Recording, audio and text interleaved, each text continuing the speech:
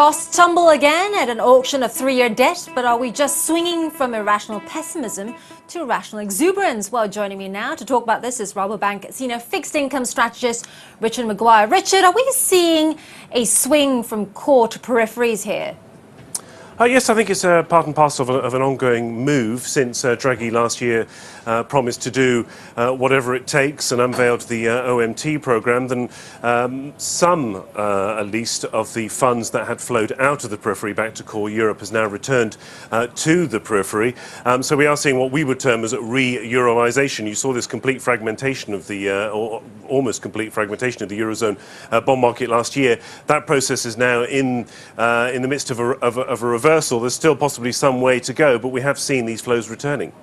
And do you think investors are getting ahead of themselves? Because it wasn't such a long time ago when we saw, two-year Italian bond yields at 7.5%. I think it was in 2011. Yes, I think fundamentally it's hard to justify this rally and the narrowing of spreads that we have seen in the periphery. Certainly deficits continue to surprise to the upside. That's something that's very notable as regards Spain.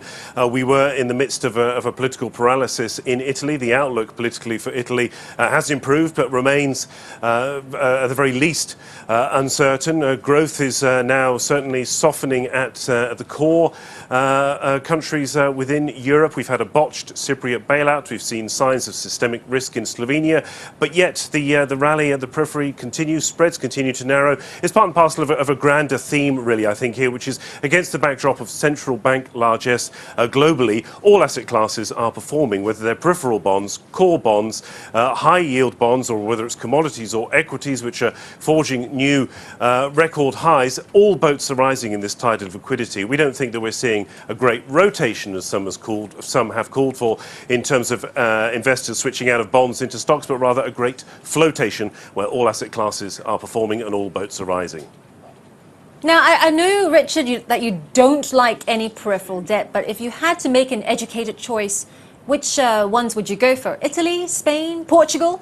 Yes, well, it's not that we necessarily don't like. We trade rather cautiously. We do actually have a trading book on the strategy side within Rabobank, and we are trading a pro-liquidity story, as it were, a positive liquidity story, where we are long 6-year Belgium versus France.